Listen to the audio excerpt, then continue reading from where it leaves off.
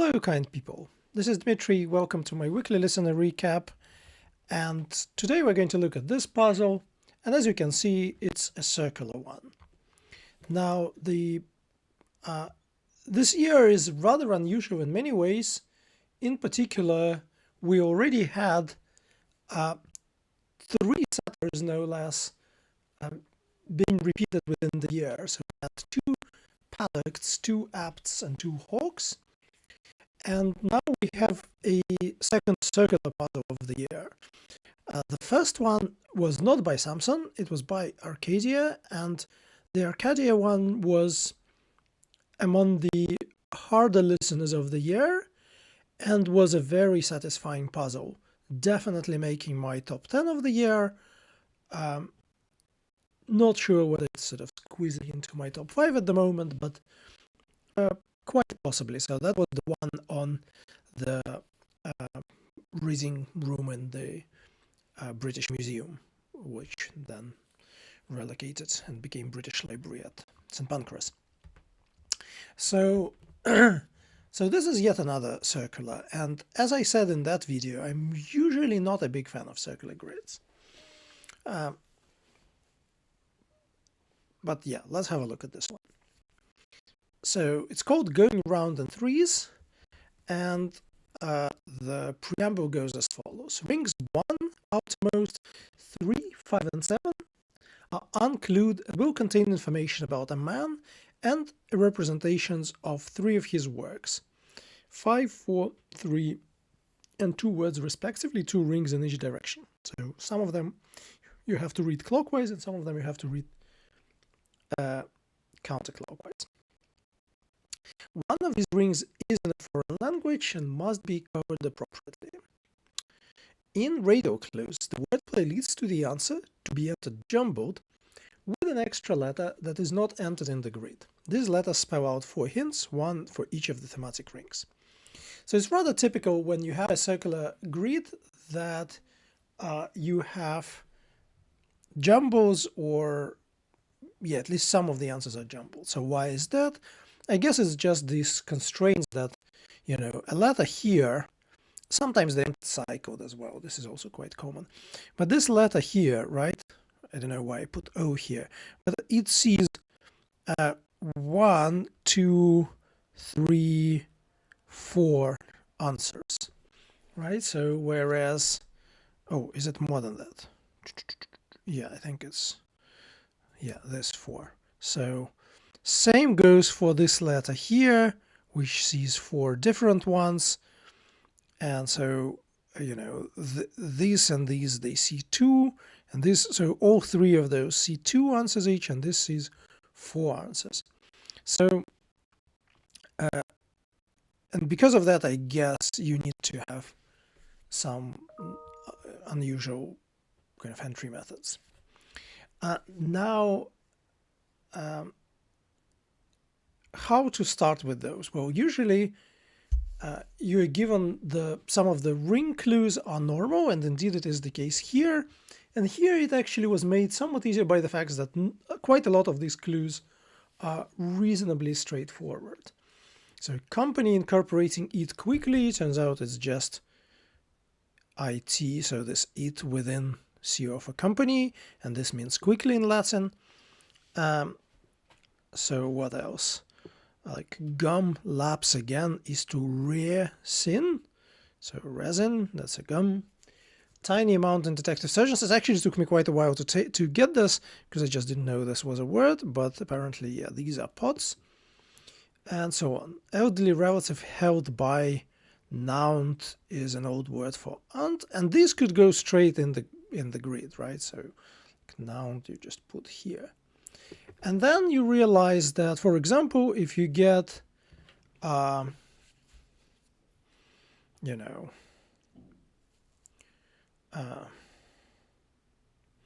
Anzus got disbanded, they are Nazi. So you anagram this, disbanded as an anagram indicator, and you get Nugats. Not sure even how to pronounce this. Nugas? Don't know. And Z as your extra letter. And so on. So I think I'm just going to show kind of couple of stages I went through and then jump to the very end. So at some point my grid looks like this, and this is, I think, where the breakthrough occurred. So maybe I can show you that. Oh, I solved it on paper, so I need to consult my... so yeah, this was inburst. It's a composite anagram. This was noisy, and I think this would illustrate the points. So with greater volume, 1 twice interrupts reason to come back. So we spell the word reason backwards and we insert 2 I's for once, and then A becomes the extra letter. And noisy is with greater volume. So what does that mean? So here we have an inburst and here we have noisier, right? And this, you can see, like here we have a letter which is common to them. And so it has to be either R or I or N or S. And then, oh, no, sorry, that doesn't make sense. Sorry, this is just this letter, you know, from the ring clues. That's me being stupid. So this is just this 43, which is raise. So R is now placed, and that means that so somehow I also managed to place this N. That probably came from this 31.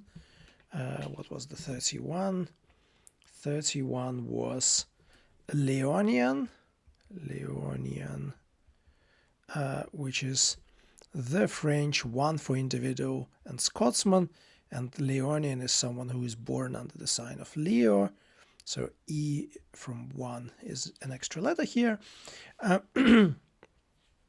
So Leonian and inburst. Why did I know it as N here? Specifically, I had some reason for that. What else did I know at this stage?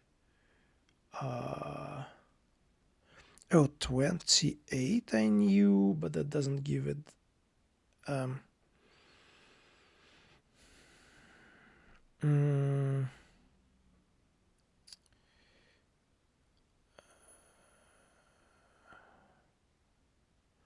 I'm not even sure why I got to that. Maybe that was just me being too optimistic. Leonian.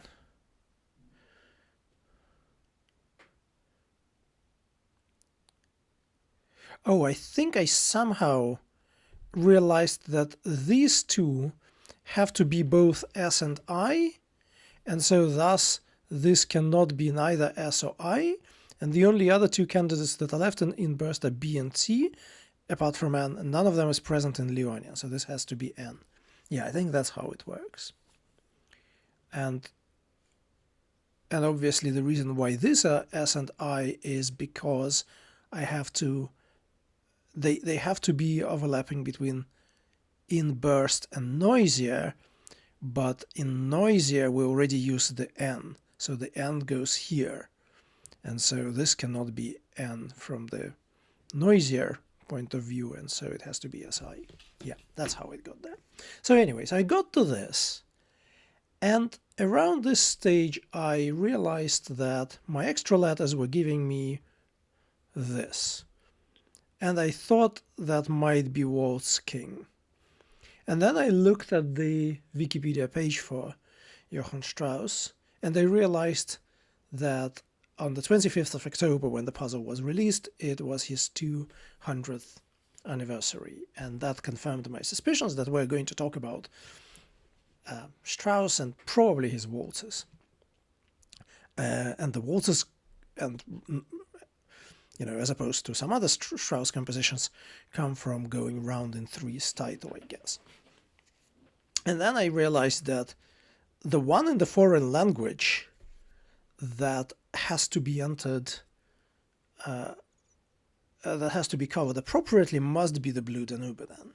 So, and in German, and I realized that it could fit in here if I put Donau here, and so die Donau then went in here, and that immediately disambiguated a bunch of these letters as well, and so I made a significant progress. And then when I realized that this could start with bi, I thought that the outer ring could be by censure or something. And indeed, when I put a few more kind of possible letters here, so for example, like this, we can obviously copy here as well. I can't remember whether it was 7 or 8. It was adrenal, I think. Yeah, that's drain ale lost by the kidneys. It's an anagram of drain ale without I, and it means adrenal, which is by the kidneys. And so that goes here. And I also had 9, I think it was 10. And so by Santin, yeah, so this was this roto or something. So I think roister was the word, the answer. So anyway, so my next, the next thing was I got this. That allowed me also to get a couple of more ring answers that I didn't have before. And so I expected that it would have been something like by century of Johann Strauss something. And indeed it was. And then basically from then on, it was a rather kind of quick mopping up. Also helped by the fact that I did get that Diotas ring answer and a bunch of others. And so here is what the final grid looks like.